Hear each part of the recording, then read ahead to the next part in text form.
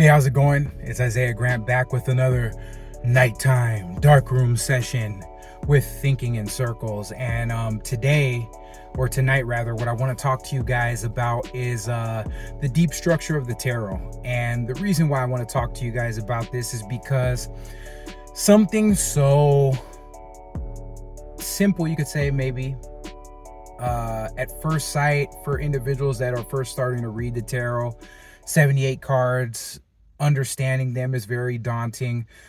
Also, too, then again, you have individuals that will pick up the 78 card deck and just approach it and feel like they can just willy-nilly apply all their little own attributions to it, you know. And there are different schools of thought that will say, well, you know, that works as well though too. And I personally have always been one that has said, you know, look at the symbology, understand the symbology, unify understanding of the symbology. And if you base certain readings that are your own, make sure that they stick with the symbology and also the numerology for each card.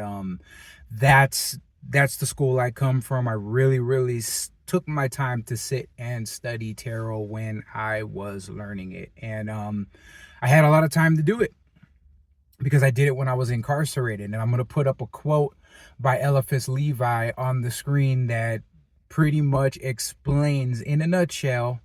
And I'm not going to give all the attributes that he gave to myself, but it really, in a nutshell, has given me some deeper ways of looking at things and deeper ways of explaining things with deep understanding. Why? Because I know the meaning of the symbolisms and I know the archetypal structures that they fall into, right? Nevertheless, what I want to do is read something to you that I wrote, and I'm also going to throw a video in here that explains some of my reasoning in the enumeration, and you might find something pretty cool about that, because I will tell you that the 22 cards of the Major Arcana in the tarot, for instance, right, the first 22 cards, 0 through 21, are attached to Hebrew letters, okay? And these Hebrew letters, each, because they're attributed to a card, right, will have a world and of depth and also meaning. Some of the pictures that I throw up in this short talk as well though too will may spark your mind into the deeper understanding of the structures of the system. This is just my hope tonight, to do this, and also to show you a little bit of what I know as far as the depth of tarot is concerned, because like I said, I'm about to start getting to doing some readings and also really giving you guys justice with the readings on the tarot. Why? Because there's so many, I'm just going to keep it real, there's so many damn charlatans out here that are utilizing the tarot, don't even know that the tarot really has a few functions that are linked to it.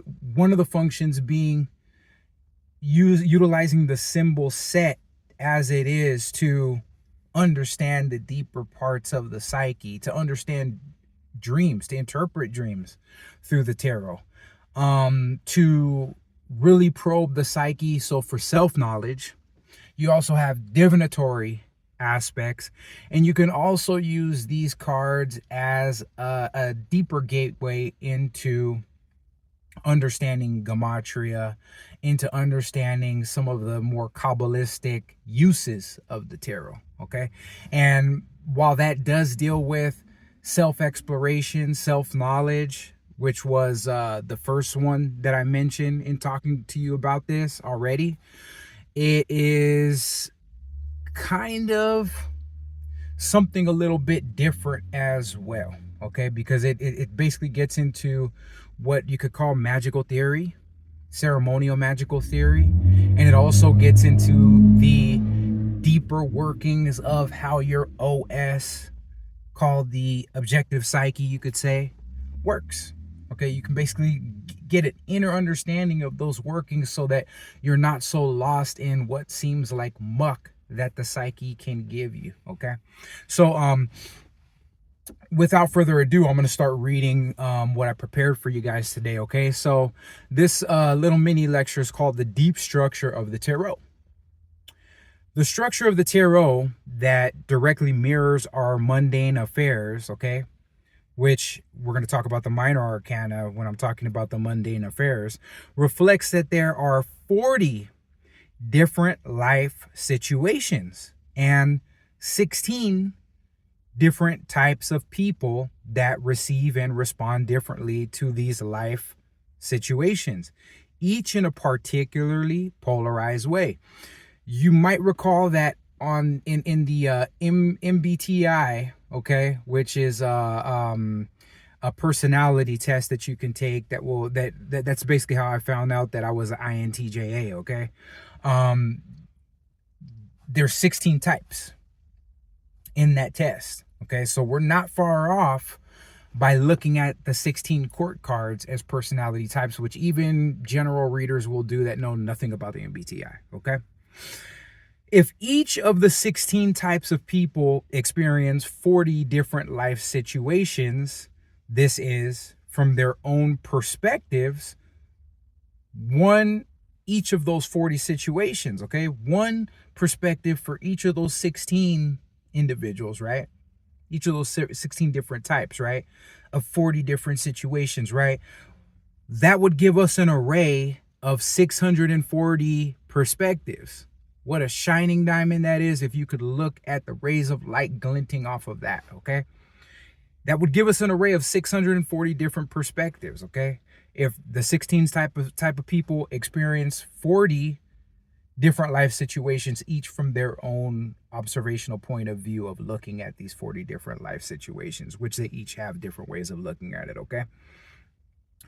These 640 perspectives would each be colored differently by the unique conscious experience of each of the types. This number takes account of them cumulatively. 640 equals mem, okay? And mem is a Hebrew letter, mem, okay? Regular mem, and then you have mem final. And I'm going to put a video up here that is going to kind of explain that I did earlier today, okay? Mem means water. 600 is equal to mem final, the last m of mem, okay? The first m of mem is 40, okay? There's numbers to the letters.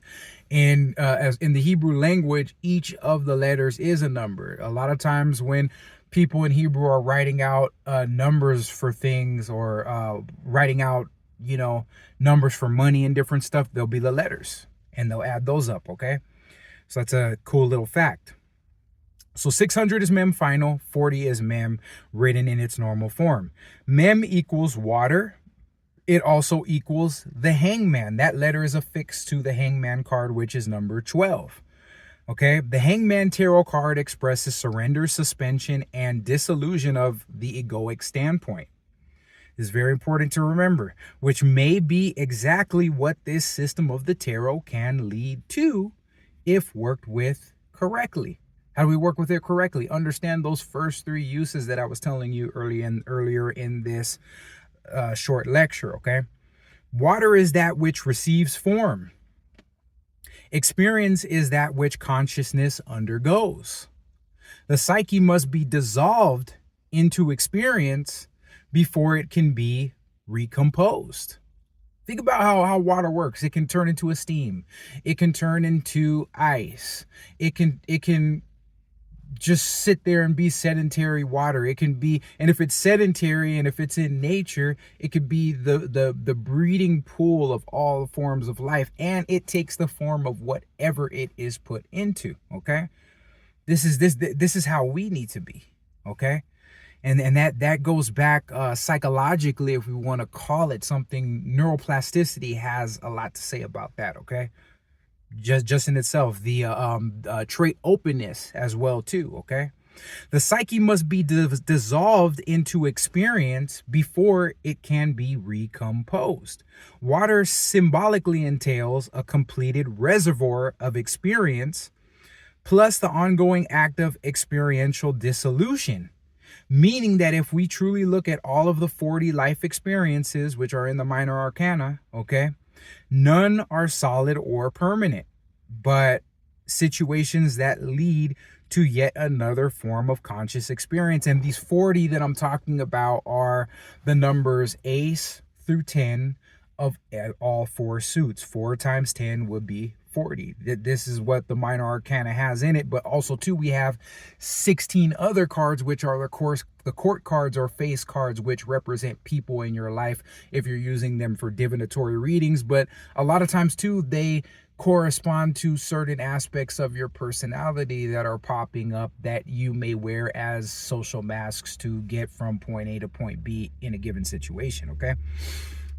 The Hebrew root of the word water, mim, means to water, mix, dilute, hydrate, and liquefy, which links back to solutio alchemically. I'm going to throw up the solutio chart here.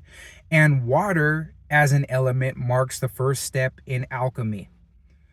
And there's a statement that says in alchemy, until all is dissolved, no operations can be accomplished in the alchemical work.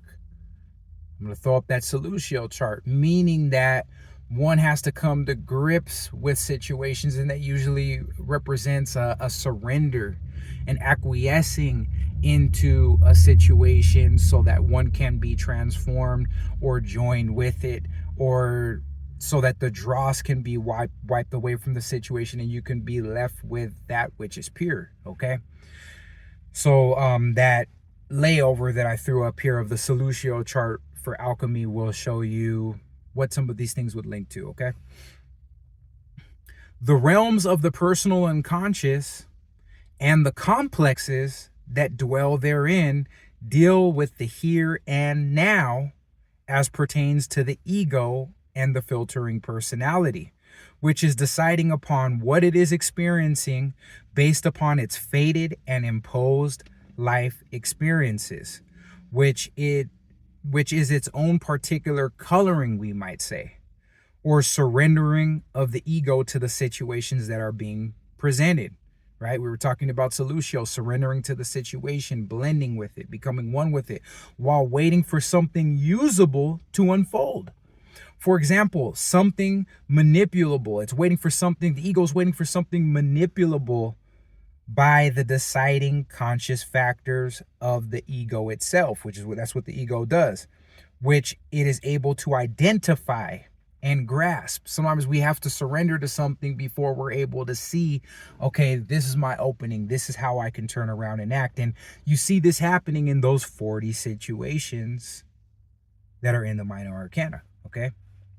The archetypes that relate to the collective unconscious as delineated in the tarot underlie the types and situations that are consciously experienced and felt by the types themselves. Each type, 16, remember the number 16, was the number. That was the number 16. Okay, remember 16 types, MBTI, and I'm not just pointing back to that. There's 16 types in the tarot without the MBTI, okay? And those 16 types are perceiving 40 mundane experiences, each very differently in their own way, because they're seeing from out of a set of glasses. Like, you know how they say, oh yeah, this person always looks at the world with the rose colored glasses. And Aries is looking, and I'm Aries. We look at the world with red colored glasses, and a lot of times that means that we're going to be angry. We're quick to anger sometimes. We look at opportunities sometimes and where we can express our willpower, and a lot of times we wear our emotions on our sleeve, and you know, we'll let somebody know if, you know, we perceive the slight, you know, and these are things that a lot of us come standard with, that we have to grow out of, and that we have to move on or find ways to let that energy flow out from us. It's going to be different for a Taurus, for a Gemini, etc., okay? But these deals with these 16 types that are perceiving 40 mundane experiences, each very differently, as I said, okay? These experiences on a deeper level correspond to the more important and more elusive 22 Arcanum in which are encoded very deep mysteries. And those are the first 22 cards in the deck, the full all the way through the card called the World card, okay? 0 through 21 and everything in between, okay? You'll have planetary symbols there, and you'll also have astrological symbols. The 40 that I'm talking about, okay, those 40 mundane experiences have those 22 major arcana planets and 12 signs in admixture. And we should know which admixture are in each of these. They're called the deacons, okay? If we think about the self as one light that is shining through this mem, the number 640, water, this water, okay? Which as a prism, and I'm going to show you a picture of what I mean here, reflects different colors as light will when it passes through a medium of this type. This passage of light and revelation of various color would correspond to the simplicity that lies past the veil of consciousness, past the veil of these 40 things that are happening that you may not even know why they're happening and what they're linked to on a higher scale. And as you get to understanding the higher scale, you get back to that one light is what I'm talking about here, okay? Which simplicity could be seen in the archetypes of the collective unconscious. But in this simplicity is multiplicity, which is represented past this veil, closer to the palpable circumstances and environment we experience in our day-to-day lives. If we look at all of those 16 types and the way that each of them through perception and action metabolize the 40 experiences, void of unifying knowledge and of the oneness past the veil above them, we would know where to locate that unifying knowledge. We would know, okay, let's break this down to a symbol. Let's sit with this symbol in active imagination and get this transcendent function going so that we can come into a third thing that's going to help us use a bridge to deal with our surroundings and our situations, okay? So we would locate that unifying knowledge, okay? And it's such as is afforded by the working knowledge of the layer of the collective unconscious and the archetypes that exist there, which are only a reflection of the unitary self, that one light that's going into that prism, okay? This concept, which is actually rooted in the bedrock of many esoteric philosophies and reflected in many cosmogonical stories, so like creation of the world stories, can easily be seen when one looks at the 40 situations in the tarot deck, which are the Minor Arcana cards numbered ace through 10. And I want to make a strict note that numbers 2 through 10 in each suit of the Minor Arcana deck of the tarot, which would give us 36, okay? 36 times 2 is 78, all the cards in the tarot, right? Really correspond to how I am going to link them to the collective unconscious and archetypal layer. Because that's where you're going to find the admixture of planet and 12 signs, okay? As all aces really correspond to the 4-axis nature of the self as experienced in mundane life and are depicted again via the Minor Arcana. Jung termed this 4-axis nature as intuition, feeling, thinking, and sensation. Robert Moore, which was another analytic psychologist, okay, referred to them as the magician, the lover, the king, and the warrior. The unity of these 4 would elicit what is known as the transcendent function in consciousness. And this would just basically be saying that you're working with a symbol that has spontaneously arisen from the unconscious. We have to keep in mind that the tarot was put together by some individuals that had scryed. And scrying is basically going into the deep unconscious and getting an image that represents these, you could say, 40 mundane situations, okay? Based upon deeper symbolism that's attributed to them. Planets and astrological symbols, okay? So they wanted to depict these two initiates in pictures that layered many different symbolic mysteries that would allow individuals at different levels of initiation to understand deeper, not only about themselves, but about the universe around them, okay? About reality, okay?